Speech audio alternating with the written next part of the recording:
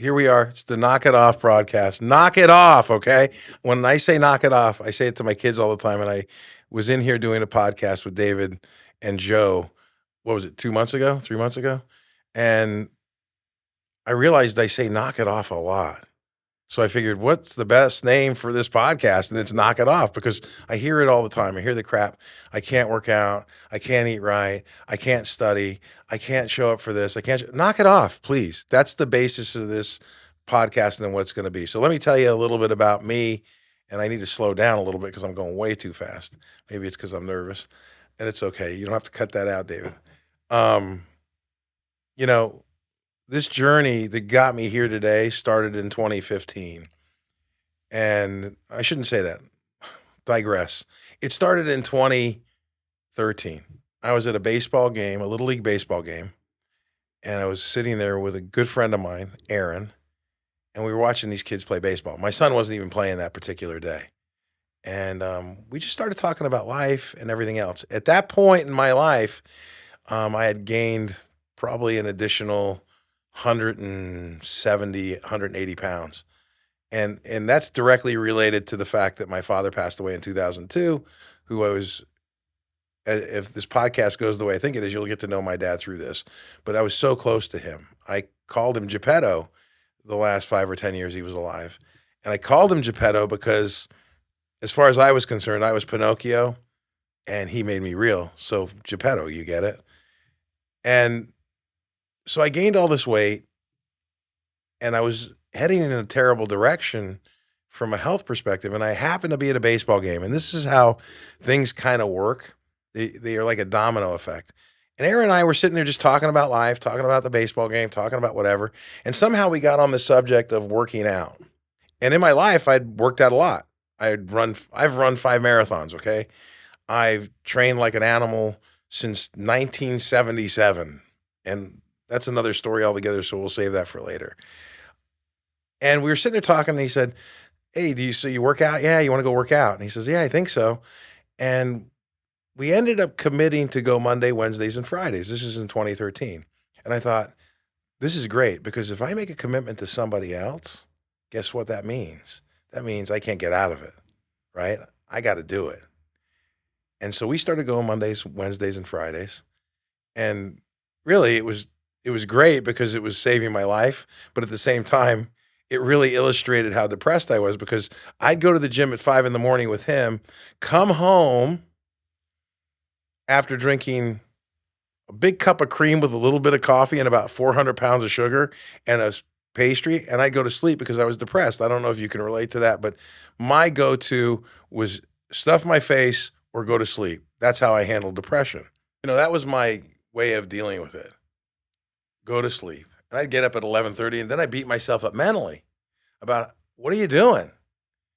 And so we're going to the gym every week in 2013. And then another buddy of mine, Greg, says, "Hey, I know you're going to the gym with Aaron 3 times a week. Would you go with me on Tuesdays and Thursdays?" Now I'm thinking, hey, that's 5 days a week. I get in the gym 5 days a week. That's going to start changing things. I'll lose weight. And I'll tell you why that didn't work for the losing weight process, but it worked for something else. It got me going. It got me in a forward motion, right? It got me out of that, oh, I don't really want to. Knock it off. Go do it. The voice in your head isn't always right. So I start going 5 days a week. And it was March 23rd, 2014 now, and I started the streak. And I realized that I was in a streak 56 days in. And I posted on Facebook. I said, "I can't believe I've worked out 56 days in a row. I wonder if I can make it the rest of the year." And that was important because what I was utilizing exercise for, and I still do, was as a coping mechanism because we all need our coping mechanisms to deal with stress, deal with life, and whatever. So I'm about 56 days deep now, wondering if I can make it the rest of the year, and things are starting to change. I walk into the gym one day, and another friend of mine, Sal, is working out on the curl machine. He's doing curls. And he goes, "Hey, Bruno." I go, "Yeah." He goes, "I got to ask you a question." He goes, "What do you listen to when you do all that cardio up there?" Because I was 400 pounds. I'm doing cardio like an animal. And he's like, "What do you listen to?" I go, "What do you mean?" He goes, "Do you listen to anything inspirational?" I go, No. He goes, you should listen to YouTube. You should go to YouTube and look up inspirational speeches. And I'm kind of a cynic and I'm from New York, if you didn't figure that out. And I thought, nah, I'm not going to do that. But see, this is the thing in our brain's broken into three spots. We got the conscious, the subconscious, and the unconscious. Nobody knows what's going on here. There's a circus going on in the unconscious. But in the subconscious, when it hears something that makes sense, it's going to try and force you to do it. Okay. That's Psych 101. I learned it in college. Trust me, that's how it works. So I go upstairs, I get on an elliptical machine, and my brain kicks in and says, yeah, you know what? You should give it a try. So I go and I find something to listen to. And I found something pretty cool and I started listening to that. And I was like, okay, that's pretty cool. And then I listened to the Sylvester Stallone thing, his speech. You got to stand up. You're in the gutter. Life's tough. And I was like, okay, that kind of got me fired up, made me work out a little bit harder. And it sort of started to become a regular thing for me. But that's, like I said earlier, it's a domino effect. So that got me to a TED Talk by Mel Robbins. It's her first TED Talk she ever did. And I watched this TED Talk and she talks about how the odds are, of you being born are 1 in 400 trillion or something ridiculous, some ridiculous number. So you've already won the lottery and all you got to do, and she uses the 5-second rule is for me more as a metaphor of you make a decision in 5 seconds to do something, then you got to apply it somehow and fit it into your life. And she says, hey, you make a decision, you go for it, you make it happen and whatever. Okay. So I'm sitting there after the TED Talk and I'm like, that was really the most profound TED Talk I've ever heard. I should email her. And that, child voice goes, what are you talking about? You're a moron. Why would you do that?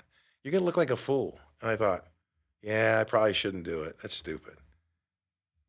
And then I thought, knock it off, dude. Let's email her and go against what you're thinking. It's like that Seinfeld episode where George does everything in the opposite way. And all of a sudden he starts to live his best life. So against my better judgment, I email her and I say, listen, the premise of the email was this: best TED Talk I've ever seen. Thank you. You've finally put me in a direction, and I don't really know what that direction is, but you put me in a direction that I can start moving forward in my life somehow. If I can ever help you in any way, please let me know. Sincerely, Charles Bruno. And I sent the email. Guess who emails me 3 hours later? She does. She says, I don't know where you are. I don't know who you are, but I was compelled by your email. And I said in my TED Talk that I'd help anybody and I'd love to talk to you. And I was like, what? I can't believe this woman who has a TED Talk is responding to me. And I text her, I email her back and I say, do you want to talk Pacific time, Eastern time, Standard time, Central time? She goes, Pacific time, 2:00 on March 2nd or something like that of 2014. This is a year before I discovered juicing and really started to get my life back. And so we had this great engaging conversation and she was really upfront and kind and gracious and said, the biggest thing that you need to do is even if you don't know what you want, you need to just start doing something. And it ties back into, I just started working out because my buddy asked me, right? And that propels you forward. So you just got to start. That's the key. And, we ended the conversation. And a year later, like almost not a year later, a little less than a year later, January 2015, and I got to digress to January 2015, the 13th of January, I go to the gym and I'm doing that habit of watching my stuff. And I was on a spin bike and I put on something inspirational. And then I thought, I'm going to go to Netflix. And I go to Netflix and I found this movie called Fat, Sick, and Nearly Dead 2. And I'm like, what's this about? Because I was still Mr. Girth, Mr. Obese, okay? And it's not good to be obese, okay? So I was using food as a coping mechanism. It didn't mean I was a bad person because of that. It just meant I needed to change it or I was going to die. And I'm in the gym with my heart that's as big as my fist, pushing myself to the brink. I'm lucky I didn't die. And so I start watching this documentary And the whole time I'm watching it, I'm thinking, this is a bunch of crap. This is BS. This is a fraud. His name is Joe Cross. And it was the second movie, not the first movie. I was about 20 minutes in, and I said, I'm not watching any more of this. And I literally found an episode of The Twilight Zone. And it's the one about the fighter pilots that they they end up erasing their memory or something crazy. And I watched that for a half hour. But remember what I said a little while ago about your subconscious mind? When it hears or sees something that makes complete sense, it's going to try and force your hand to take action. Okay. And I literally was at the grocery store at Vaughn's, and I came home, and my wife and daughter were sitting there. And in my bag of groceries, I had Chippewa cookies, peach Snapple iced tea, and all the other stuff that they wanted. The Snapple iced tea and the Chippewa cookies were my appetizer before dinner. Okay. And I walked in and I said to my wife and daughter, Emma was 17 at the time, a senior in high school. And I said, I saw this documentary the other day, and I don't know if it's valid, and I want to see if it has any validity. So I want to watch the first one. Would you guys watch it with me? And they said yes. So I sat down with my sleeve of Chippewa cookies. I'll eat the whole damn bag. And my Diet Snapple iced tea. I don't understand. And I'm watching this documentary.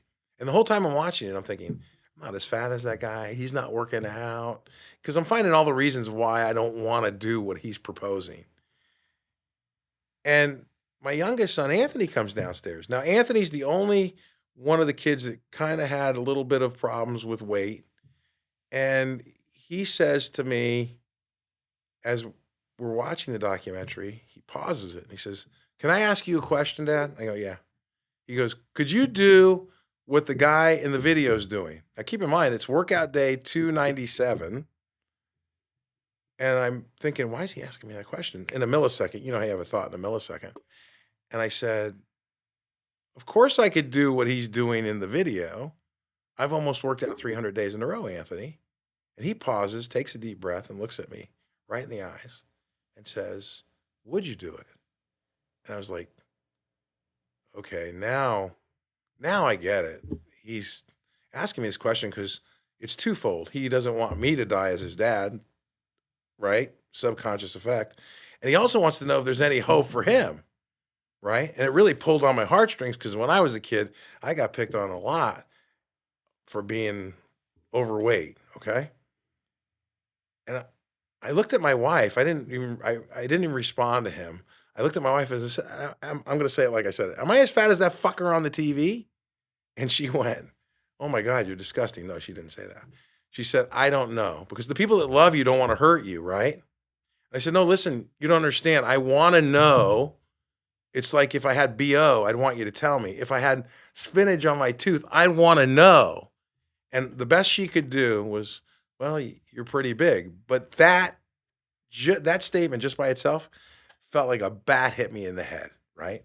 Because it's devastating. Even though you're morbidly obese, you don't want to hear it. You don't want to see it. You don't want to live it. You just want to ignore it. And so I'm jumping ahead now because in my head, it's like I didn't even eat dinner that night. I was so frustrated. All I had was the Chippewas. Yay. Um, Emma and I are driving to school the next day.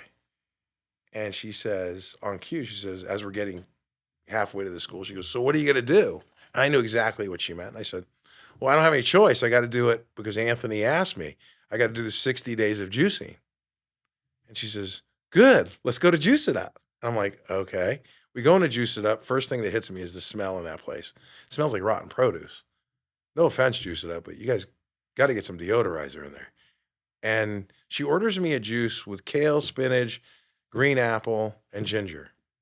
We get in the car and I'm drinking it. I've never had a juice in my whole life at that point. This is January 15th, 2015. And I'm drinking the juice and I'm like, oh my God, I'm going to go jump off a building head first in the cement because this is disgusting. And I've committed to do this for 60 freaking days. And she goes, "What do you think?" I go, "This is terrible." And I dropped her off and I went to LA Fitness and I walked into the gym and I did something I hadn't done in about 10 years. Can you guess what that was? Anybody? Anybody? I got on the scale.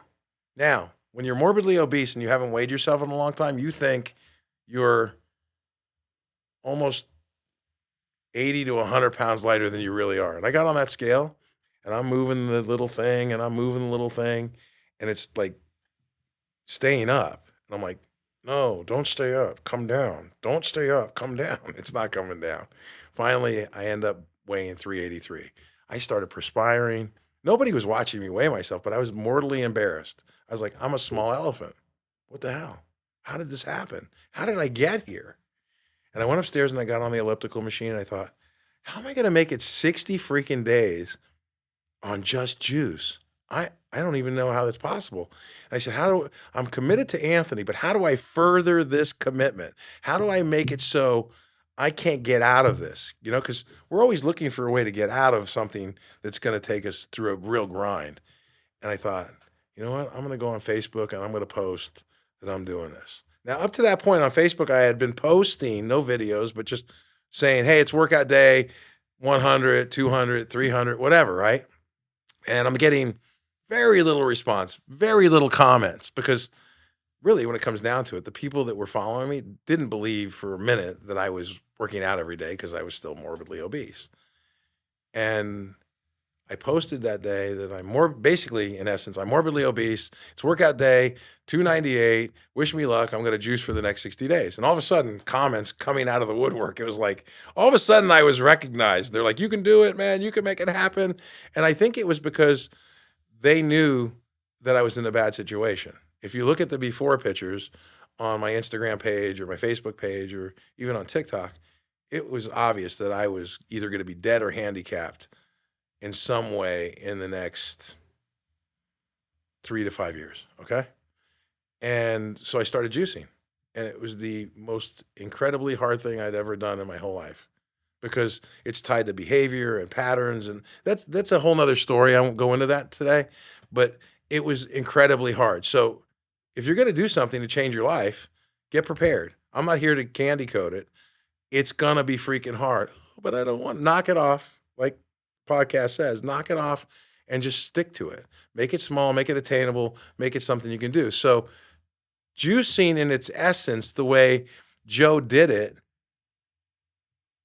I couldn't do it the way he had done it. I had to reinvent how I was going to juice. What do you mean? I mean, juicing, making juice, freezing juice, storing juice, cleaning juice. I'm going to jump off a bridge and end my life because I am not going to do that. There's no possible way I'm going to make juices. I'm not going to buy a juicer. I didn't want to spend the money on it. And I thought, well, what could I do to make this happen and still stick to the plan? And I thought, I'll buy juice. I'll buy pre-made juices, naked juice, Suja juice. Suja wasn't even big then. It was just naked juice. I'll go to Jamba Juice. Jamba Juice was a good company then. Not such a good company anymore since they got bought out because they have a lot of drinks with added sugar. Added meaning like cane sugar, fructose, all that crap. Juice it up. And I started to do it that way. And my hard rule was if you buy a juice, this is important. You buy a juice and you read the ingredients. I'm not talking about the sugar content of a naked juice. I'm talking about the ingredients in the naked juice. If it's just apples, bananas, and whatever, I don't care. Drink it. Okay. Now, a lot of people are going to say, yeah, but it's still a lot of sugar. Hey, listen, I've never met anybody that's obese because they ate too many apples. Got it? I've never met anybody that said, yeah, I just eat too many Honeycrisp apples. I'm just obese. I can't help it. Come on. Knock it off, right? And so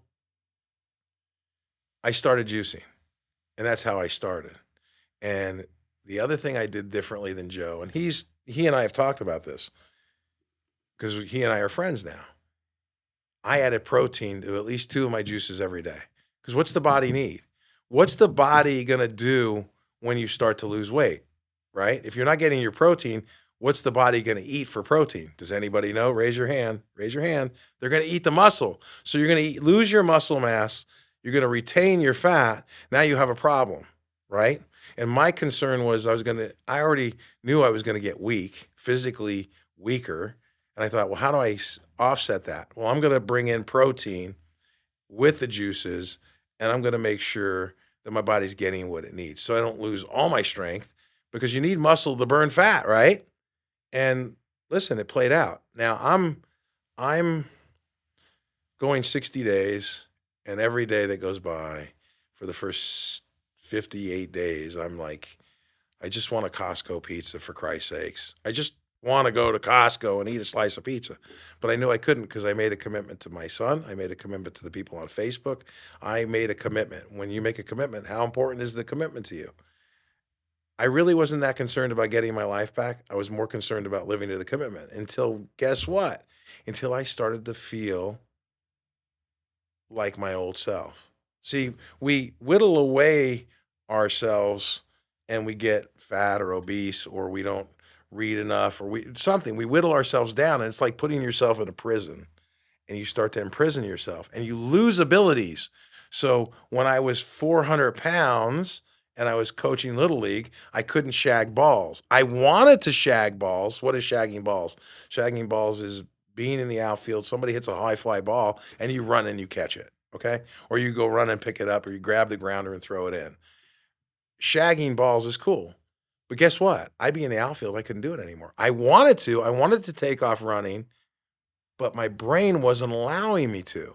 Remember, we talked about the subconscious mind. The subconscious mind's job is to protect you. So if it knows you're going to put yourself in danger, it's going to limit your abilities to do things, thus whittling yourself down and making it so you can't get where you need to go.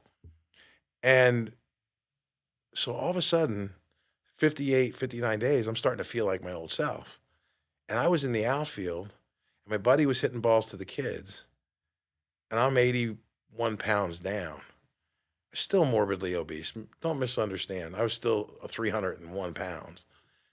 And he hits a fly ball, and I didn't even think. I just took off running, and I caught the ball. And I was like, what the hell just happened? I had this conscious awareness of, hey, I just did something that I was afraid to do or wasn't really feeling like I could do for months and months and months and months. And all of a sudden I could do it because the minute you start getting out of that prison that you put yourself in, you start to function like you did when you were younger. And it's crazy. You try it, right? And I was like, okay, this is cool. Now juicing wasn't the enemy anymore, right? And I'm thinking, okay, coming up on day 59, supposed to start eating in 2 days, but I'm still morbidly obese. I'm still 302 pounds. I lost 81 pounds in 60 days. And I'm like, do we keep going? And the child voice is like, please don't. I want my Costco pizza, damn it. And I'm like, you know what? I made a commitment. I'm feeling pretty damn good. Let's just keep going. Well, 60 days turned into 300 days, but let me digress. On day 127, I had an epiphany. You know what an epiphany is? It's light bulb goes off. Boom, like your white conscious awareness. And I walked into Starbucks to order my wife a tea. I get my wife a tea almost every day, a green tea at Starbucks. And I walked in and I'm at the cash register and I'm like, look to the right. So what's to the right in the Starbucks if you're standing at the cash register? Does anybody know? David? All the food, all the stuff. I'm like, all the stuff. And I'm like, that's weird. I come in here, I just realized that I didn't notice that. I'm like, that used to be my focal point. I walk in here, man, I got to get me a crumb cake. I got to get me a scone. I got to get me something, right? A scone and a cake pop and maybe a bagel that day. And I walked over to it and I started staring at it like a weirdo. And I'm waiting for Pavlov to kick in. You know Pavlov's dog? Salivation. Nothing. I'm not getting any salivation. I'm like, this is really freaking weird. So I took the tea and put it in the car and I walked into Vaughn's, which is next door. And I started walking up. I went to the deli first and I worked from the left to the right. No salivation on the deli aisle. No salivation on the bread aisle. No salivation on the chip aisle. Nothing going on in the Coca-Cola aisle. Nothing going on in the Frito-Lay aisle. Nothing going on in the detergent aisle. I was hoping the detergent would get me going. It didn't. Guess when I started to salivate? When I got to the produce section, I was like, oh my God, something's happening here. See, a lot of these gurus and coaches and life coaches, they're just full of shit. You can't change your life in 6 weeks. A 49-year-old problem isn't going to be changed in 6 weeks. It's going to take the better part of 300 days to do that, right? And I saw the first marker at about 127 days, where I really, really had this conscious awareness and recognized that something had changed in here when it came to my pattern with food, my 49-year-old pattern with food, right? That's a lot of years, right? How many days is 49 years? Like, hey Siri, hey Siri, 365 times 49 is what? Come on. To do that. Oh, I'm on airplane mode. It's a lot of days, okay? At the end of the day, David's figuring it out for me right now. That's a lot of days. That's a lot of minutes. That's a lot of seconds. It's a lot of hours. How many? 14,600 days of the same pattern, right? Using food as a coping mechanism, using food as a pacifier, using food to get through the day, right? A lot of people use other things: alcohol, drugs, sex, gambling, self-abuse. I get it, okay? And we'll talk about a lot of those things in this podcast. We're going to talk about, I don't want to just talk about losing weight, health and fitness. I want to talk about everything. Knock it off, right? There's so many things we could say knock it off to. At the end of the day, the way to change something is to stick with it for a long period of time. And that's how you get your life back. And what's more important than getting your life back? Do you want to get your life back for 6 months, or do you want to get it back forever? This was 2015. Guess what year it is? It's 2024. And I got my life back. It started in 2013. I started cycling forward to get what I wanted. And here I am today, right? What do you want? How are you going to get there? Is it education? Is it better nutrition? Is it better parenting, right? Is it better relationship? Is it better relationship with your dog, cat, whatever? I don't care. But you got to realize, if you're going to get that, if you really want that, it's going to take time. It's going to take energy. It's going to take, I listened to a TED Talk and I read some stuff in school about grit. It's turning out that grit's the most important thing. If you have grit, the ability to go through something that's hard and difficult for a long period of time to get to an end result, that's the key to success. So you got to be gritty. Are you gritty? I think everybody's got it in there, but then you got to practice it. It's like juicing. The first 60 days was hell. And it was like, I remember every night I'd go out to a job site or do something, and I'd get in the car and I start to drive, and my brain would start going, okay, what are we going to have? We're going to have the leftover pizza that's in the fridge? Are we going to have the leftover da-da-da? And I'd be like, I don't know. What are we going to? And I go, oh, damn it. And I get so angry, and I'd be like, I don't get to eat anything. I have to go home and drink fucking juice. It's horrifying. And it was tough. It was really tough. It's like working out every day. I haven't missed a workout, and March 23rd, it was 10 years without a single day missed. Now, I know a lot of people are going to go, that's not good for you. I don't lift every single day, and I don't do cardio every single day, and I don't do core every single day. I rotate it around. The body can do something every day. My premise, I'm jumping around a little bit, but I want to give you a flavor for what I think. When you're a kid in elementary school, how much running around do you do every single day? Think about it.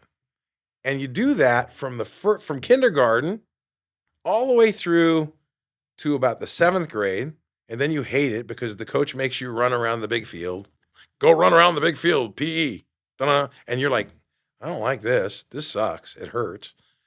And then by the 8th and 9th grade, unless you're going into sports, you start to want to get out of PE.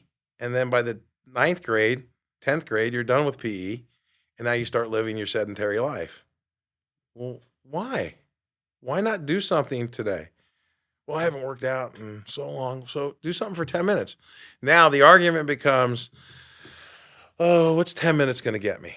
Knock it off. Knock it off. 10 minutes is better than 0, right? 5 minutes is better than 0. Let's use money as the example. Is a quarter better than 0? David? Is $5 better than 0? Right. Hey, it gets you started. It gets you going. How did I get to juicing? Well, it started with a conversation at a baseball field. Then I started working out 3 days a week. Then I started working out 5 days a week. Then I run into somebody in the gym who says, "Do you listen to anything inspirational?" And I think that's such a fucking idiotic idea. I would never do that. But wait a minute, it's not. I start listening to that, just little tidbits for a few days, and all of a sudden I'm like, "Oh, now I'm fully in, 100%." Even Tony Robbins, and I'm not a big Tony Robbins fan, but he's got a broken clock. My wife says is right twice a day. He's got a lot of good stuff. And then I run into Mel Robbins, and it's like, boom. Mel Robbins says, anything you want, you can have it. You just have to decide and start forward motion. Well, what's the forward motion? I don't know. Figure it out. Make it happen. There are so many things that we have to overcome in life, and they don't come without having to grind through something. Tell me one thing that you really, really appreciate in your life that you didn't have to grind for, that you didn't have to push and shove. You hear it all the time. People win the lottery and they're miserable because that's not the thing that's going to make you happy, right? What's the secret to life? Well, in my opinion, this is really important because it helps carry me through. When my oldest daughter Audrey was born, I realized what the secret to life was because before she was born, the entire 9 months when my wife was pregnant, all I wanted was a son. I'm a Sicilian New Yorker that I want a son. I'm going to have a son and it's going to be junior and junior. And in all the videos my daughter holds, she's pissed off about it. Every video you're talking about junior and she doesn't understand. The minute, the second, the millisecond that she came out, I fell instantly. She could have been an alien. I fell in love with her. And I realized in that moment, nothing really matters except that love, right? But it's so far reaching. It's not just love of your baby, it's love of yourself. If you don't love yourself, how can you truly love anybody else? If you don't love yourself, how can you really be there in the best light for everybody else? So the clients that I work with, because I've been, I guess, blessed could be the word I use to be able to work with so many people around the world and spread this word for 10 years now. How lucky am I to be able to do that and tell them, hey, and I ask this question of every single one of them, who's the most important person to you? And they always, oh, my husband, my wife, my dog, my cat, my daughter, my son, my cousin, my mom, my dad. And I look at them and I go, okay. And they go, so what do you think? I go, no, knock it off. They're not. They can't be. What do you mean? You have to be the most important person to you to be able to be there for them in the best light. If you're not willing to do that, you're not going to get there. And that's the key, self-love. And that makes it so now, guess what? You get to love as much as possible. You get to help them as much as possible. You get to show them things that they would have never thought could happen for them and give them that. And guess what? By setting that example, that modeling, especially for your kids, you're modeling a behavior. And that carries on, and it becomes systemic in a good way and gets people where they need to go in a good way, right? That's a critical piece. So Audrey was born, and I realized it, and then Emma was born because I didn't think I could love two kids as much as I love Audrey. And oh my God, I fell in love with Emma. And then, we're getting ready to have a third one. I'm thinking, oh my God, David, I'm thinking we're gonna have another girl because girls for dad are, oh, daddy, daddy, daddy. They love you so much. You're the king of the world. And then Charlie was born. I'm like, damn it. Yeah, that boy. But he was amazing. He was incredible. He's an incredible human being too, just like the other two. And then I'm at the cardiologist in 2001, late 2001. Oh, was it 2002? I think it was 2002. And my wife calls me crying hysterically and she goes, I can't believe it. I'm pregnant. I'm thinking, what are you talking about? We're SpongeBob, baby. Every time the girls are watching Charlie, you and I are upstairs while they're watching SpongeBob, and we made Anthony. And now we have a second son. And now if I would have had the boys first, we might not have had more kids, but Anthony's another amazing guy. And guess what? By living this life now, Anthony was 11 when I started. Charlie was 12. Emma was 17. Audrey would have been, 15. She was graduating college pretty much. By living this life and setting this tone, I modeled a behavior that transcends things. I never tell my kids you should work out every day. I never told anybody in my house we're going to throw all the food out and this is the way it's going to be. That's not fair. You're trying to force your ideologies on people or your thing on people. And guess what happens when you force this issue, right? When you tell somebody what they have to do or don't do this. If you do this, you're in big trouble. What's the great Bible story, if you want to get biblical, when don't you eat that fruit from that tree? Dude, if they didn't say that, we'd still be walking around naked talking to tigers. What's up, Mr. Tiger? That'd be so cool, right? A tiger, we're having a conversation. I'm butt naked. That'd be fantastic. But they ate the apple because when we try to ram our opinion down people's throats, nobody's going to do it. So I'm not here to tell you to work out today. I'm not here to tell you to eat properly. I'm not here to tell you, and I won't tell anybody or force anybody to live a life of love or self-love. I'm just suggesting that, hey, these are the things that worked. These are the things that make it happen. And if you think, the child brain, that child voice in your head that's going, I don't want to work out today. I get it. I hear it all the time. I hear it literally, even though I work out every day. When I get down, yesterday I got down on the ground to do, what did I end up doing yesterday? 2,000 sit-ups, right? I had to do upper core, lower core sit-ups, and I rode the bike for 20. It was a light day. And when I started to do the 500 sit-ups, my brain was like, oh, do we have to? I hear that stupid voice do we have to? And you go along with it. You're like, yeah, I don't want to. And I was like, okay, so I always make this negotiated deal. And I lie to my child brain. And I go, all right, we'll just do 250 today instead of 500 of the military sit-ups. Okay. When I get to 250, I go, just 50 more. And now it gives up. The voice stops. Truly, this is what happens. When you push through, that voice that's trying to prevent you from moving forward with something difficult stops. It just stops. It's like homework. When I went back to school 4 years ago, because I'm wrapping up my AA degree, hopefully here pretty quick, and then moving on to my bachelor's. I was thinking about a PhD and a master's and a PhD, and I thought, I don't know if I'm going to do that yet.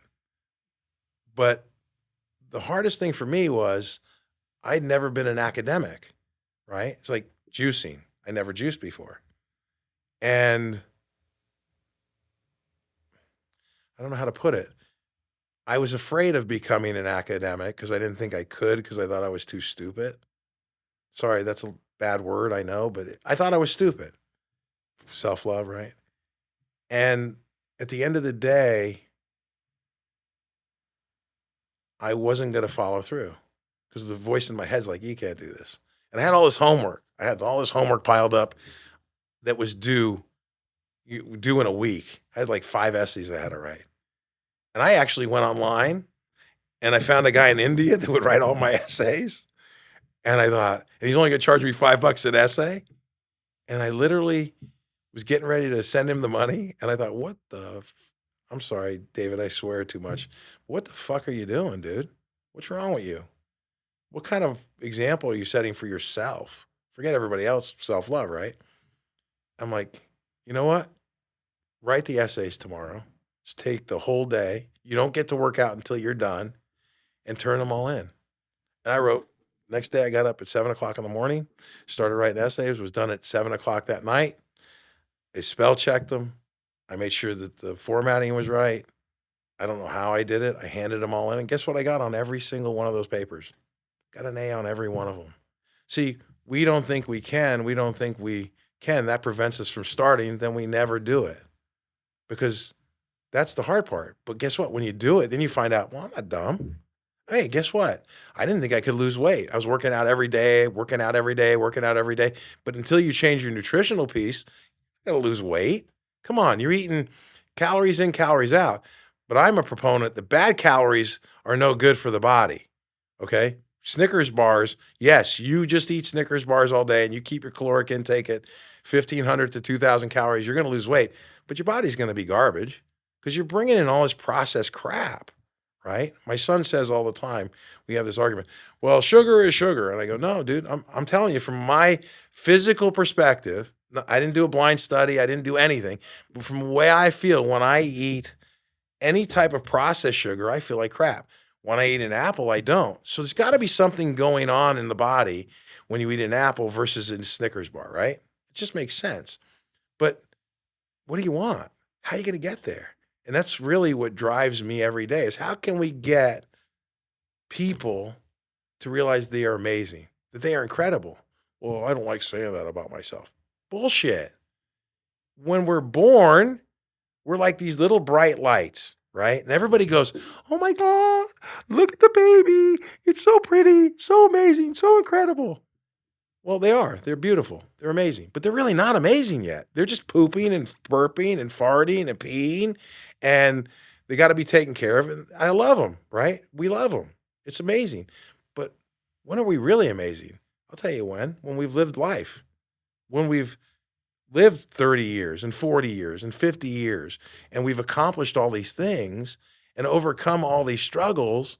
Now we're really amazing, incredible people. You're all amazing, incredible people. I tell people this all the time, but we want to hide, right? We don't want to step up to that because then we got to live up to something. It's like this podcast. David, how many times did I cancel on you? 5? 5 times I canceled this appointment to come in here and talk, and now I can't shut up. And the reality is, because the voice in my head was like, this is really the thought, and I've never shared this with anybody. If I come in here and do this podcast, it's going to suck, and I'm going to suck. And now I can't say, well, I eventually would like to do a podcast someday and hide behind. It's like hiding behind that and saying, you know what? I'm going to say that I'm going to do it, but I'm never really going to do it because then I don't want to find out that it sucked. But what if it did suck? What if this does suck? So that's your starting point. It can only get better from there. 0, 5, 10, 15, 20. It can only get better from here, right? That's the key. So what are we doing when we don't show up? What was I doing? Well, I was letting the F word rule my life. What's the word? David, what's that word? Fear. Fear was running the show. I was afraid to juice, right? I got to the gym that day. I get on the elliptical machine. I'm thinking, I can't do this. And then my brain said, well, we got to figure out a way to make sure we do it. And I made a commitment on Facebook and said, this is what I'm doing. I knew if I said it, now I further committed myself. And when we don't live up to our commitments, what happens? We feel bad. We don't like that. That's why if you're going to do something, hey, I'm going to do this. Make it so you can't get out of it. Because what's more important than you being here right now? It's like this podcast gives me a voice, right? The videos I've done for 10 years gives me a voice. But when we die, voice is gone. Now, somebody might say, well, you're being negative. No, I'm not being negative. Listen, seriously. When you die, voice is gone. That's it. Everything you've said up to that point, that's it. You don't get any more. So you live every day and show up every day and make it happen every day. The last thing I want to talk about is I remember I was in track and field in high school. And I was in discus and shot put thrower. Terrible. But I coached it really well. But I was terrible. And the coach taught me something that I didn't really pay much mind to until about 8, 9 years ago. He said, when you interact with people and they ask you how you are, no matter how you are, always tell them that you're fantastic, that you're amazing, that you're incredible, that you got it going on. Not in a narcissistic way, but just say, hey, David, ask me how I'm doing. Amazing. Now listen, guess what that does for you? When you walk into a room and you're not in a good mood, and somebody says to you, how you doing? And you say you're amazing. Your subconscious goes, well, I don't understand. I thought we were pissed off, depressed, and angry. He just said we're amazing. I'm confused. Let's go with amazing. And your brain starts to help you. Your subconscious mind starts to help you get to that amazing. Now you don't feel as bad. What you say, you manifest. So if you're pissed off and angry and frustrated, right? You're in the car. I get pissed off all the time when I'm driving. People drive me insane in their cars. And I got to catch myself and go, no, we got to stop that.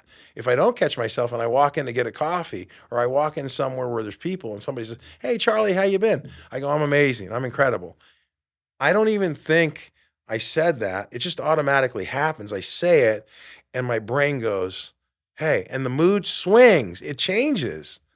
It's up to you to start manifesting what you want. If you're walking around and let's say you decide I'm going to juice or do keto or do paleo or do whatever, or you're going to start working out every day. If every day you go to the gym and you go, I can't believe I got to go to the gym. This sucks. Guess what? It's going to be. It's going to suck. It's going to suck. So you got to lie. You got to lie to your brain and say, I get to go to the gym today. I'm so excited. And you know, it's a joke at first. I'm so excited. Yay. But guess what happens after 5 or 6 or 10 days? All of a sudden, you're actually liking it.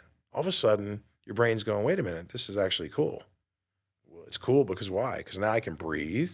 Now I can function. Now I can move. I mean, really, seriously, I'm going to be 60 in less than 2 months. And I know I can grind harder and better and faster than most 20-year-olds. Really? Why? Well, because I'm the most important person to me. And I got to take care of me to take care of Charlie and Anthony and Audrey and Emma, right? And by the way, Audrey, your birthday is in a couple days. You're going to be 31. Happy birthday. I love you so much. You're incredible. You all are. Don't get on my ass about it. It's her birthday, okay? At the end of the day, what do you want? At the end of the day, how are you going to get there? That's what this podcast is going to give you. And the guests that are going to come on are going to illustrate that because I'm going to have people on that are going to tell you and show you and make it so you can live your best life in all aspects, not just nutrition and exercise, but in all aspects. David, this has been, do you have any questions for me or anything? You said you had some questions, but I was just on a tangent. This guy, David, is amazing, by the way. And if you ever need to get in a studio and do a podcast, he's the guy. To get a hold of me, you can call me, 951-433-0040. I don't care if you call me or text me. That doesn't matter. When I work with people, I'm of the belief that I'm in 100%. So if you call me and you want me to be your coach, be prepared to talk to me every day. I'm not going to talk to you every week or once a month because I can't help you if I don't hear you when you're down. And I know if I'm talking to you once a week, I'm only going to get the up version. I don't want the up version. I want the down version so I can help fix what's going on. Instagram, Juicing Strong. Facebook, Juicing Strong. TikTok, Juicing Strong. I have a YouTube channel. It's Juicing Strong, but I'm going to get a different YouTube channel called Knock It Off for the podcast. And David, I really appreciate you having me in here today. I hope you got something out of this. It seems like a giant run-on sentence right now, right? Does anybody know what imposter syndrome is? Look it up. I have it. So I'm feeling a little bit like an imposter. I'm making you look it up because I'm not going to tell you. And then, let me know what you think. Never quit. Never give up. Much love. Juice Strong.